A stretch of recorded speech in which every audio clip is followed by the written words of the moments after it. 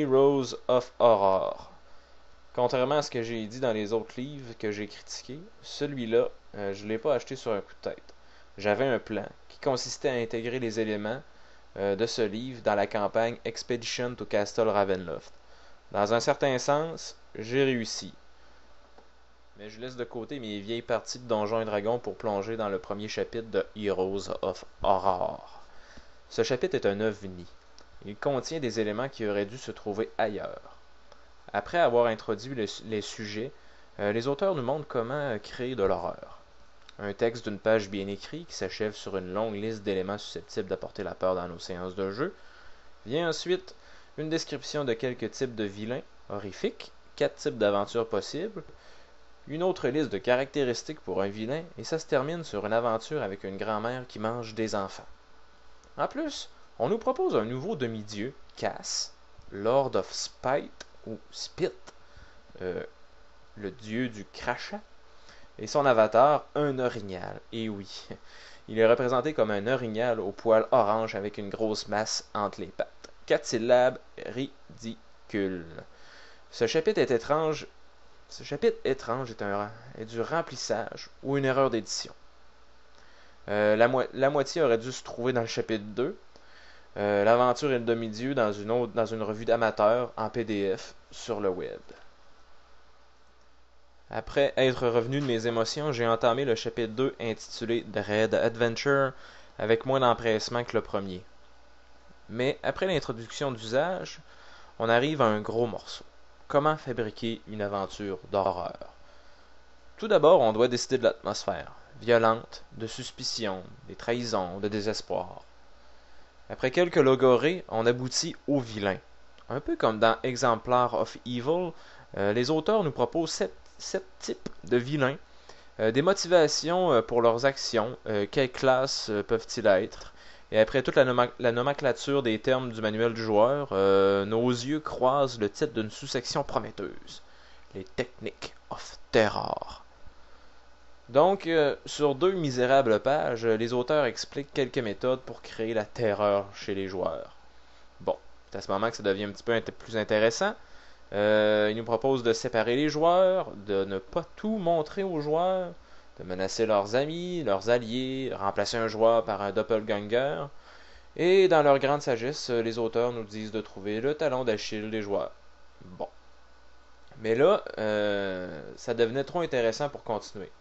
Les auteurs, pour finir le chapitre, ont décidé de placer une aventure avec les éléments vus dans les 2 premiers chapitres. Wow! C'est à ce moment-là que je dois m'exprimer tout haut. Merci pour la pédagogie et on repassera pour le contenu. J'ai pas mal de difficultés à saisir l'unité des 3 premiers chapitres et j'ai même pas encore parlé du 4e. Je vais essayer de reformuler. Les auteurs nous expliquent comment faire une rencontre horrifique, une aventure et une campagne dans le chapitre 1, 2 et 3. Après ça, on me parle des vilains dans le premier chapitre et dans le 3e.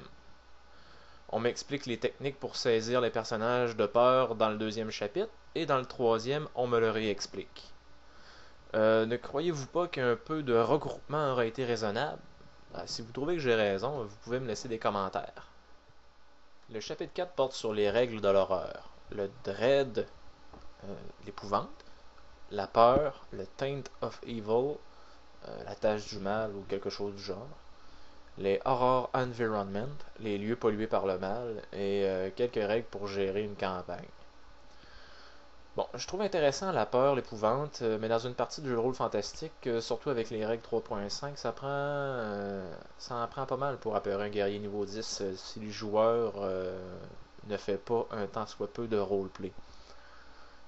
Des jets de peur et d'horreur dans le livre sont assez bien expliqués, quoique j'aime mieux utiliser les règles qui sont fournies dans les livres de Ravenloft, publiés par Sword and Sorcery. Mais si vous n'avez que Heroes of Horror sous la main, ce qui me surprendrait, vous êtes tombé au bon endroit. Surtout pour les teintes. Ça fonctionne comme la radiation. Plus tu t'en approches, plus tu es traversé par elle. Les teintes touchent tous les niveaux, physique, psychologique, l'alignement, et ce que j'ai apprécié le plus sont les moyens pour nettoyer les teintes. Si le héros veut retrouver sa pureté, le maître peut le lancer sur une aventure complète, voire une campagne pour réparer ses erreurs morales. Cette partie du bouquin est un diamant poli. J'expliquais précédemment que du texte se retrouve éparpillé dans les chapitres où ils n'ont rien à faire. La dernière partie du chapitre 4, intitulée Camping Rules, traite des règles concernant l'alignement, les sorts de divination, la mort et la résurrection des personnages. Et un magnifique quart de page sur la violence. Ok, le sujet est très bien expliqué. L'alignement, on peut changer, les résurrections peuvent mal tourner. Mais qu'est-ce que ça fait, cette partie, à cet endroit-là? On aurait dû le retrouver dans le chapitre 3 qui portait justement sur la campagne, sur la préparation des campagnes. Le chapitre 5 porte sur 2 nouvelles classes qui sont difficilement jouables dans mes parties de Donjons & Dragons. Peut-être pas dans les vôtres. Le premier est l'archiviste qui creuse les livres pour trouver des sorts. Le deuxième est le Dread Necromancer, qui, ma foi, a un nom assez cool et peut faire de la magie avec une armure légère. Bon, ça, c'est pas pire. Je passe vite là-dessus car je suis pas un grand analyseur de classes, ni de classes de prestige, ni des feats, ni des sorts, ni des objets magiques que contient ce chapitre. Vous allez tout trouver ça sur internet, il n'y a pas de problème. Et en plus, je parlerai même pas du mini bestiaire qu'il y a à la fin du livre. Bon, maintenant, mon appréciation. Même après une 3e lecture, ce livre ne m'emballe pas du tout. Le gros problème, c'est que j'ai l'impression que les 3 auteurs ne se sont pas parlé pour construire adéquatement les chapitres. Le résultat est que des informations qui sont importantes à un endroit se retrouvent ailleurs et perdent justement de leur importance.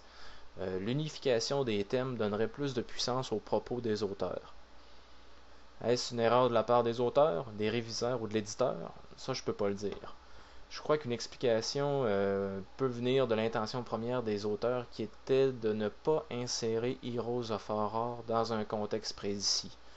Ça donne un livre générique qui n'atteint pas ses objectifs efficacement. Une autre chose que j'aimerais dire contre ce livre est que tout ou presque n'est pas du matériel original.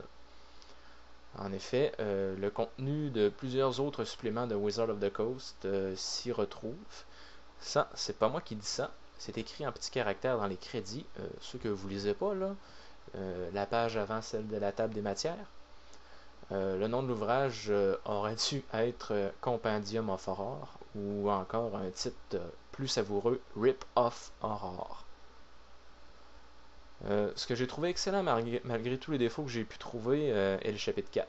Les teintes m'ont beaucoup impressionné et j'ai utilisé ce système à outrance dans ma campagne contre Strad von Zarovich. C'est dans ce livre aussi que j'ai compris comment créer des personnages tordus avec des passés encore plus tordus. Bon, si vous avez entre les mains des livres de l'appel de Cthulhu, vous savez faire de l'horreur. Alors, Heroes of Horror n'est pas pour vous.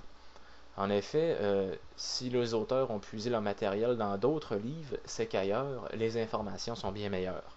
Vous avez juste à consulter tous les autres livres cités dans Heroes. J'ai acheté aussi ce livre pour la couverture. Je dois dire qu'elle m'a séduite. Je la trouve superbe et pour la raison suivante, c'est que la couverture fait la première couverture de couverture et la 4e. Donc elle recouvre tout le livre. Elle est glauque, tout en gris, et présume une scène horrifique. Vous regarderez les yeux du nain sur la 4e. Vous trouverez ça facilement sur le web, c'est à placer en fond d'écran. En conclusion, ce livre atteint une partie de l'objectif avant de se perdre dans des erreurs de conception. Est-il indispensable? Non. Vous trouverez des chapitres plus intéressants dans les livres de Ravenloft. Il y a des parties qui brillent comme des diamants, mais ils sont rares et vous serez déçus par l'ensemble, comme je l'ai été 3 fois.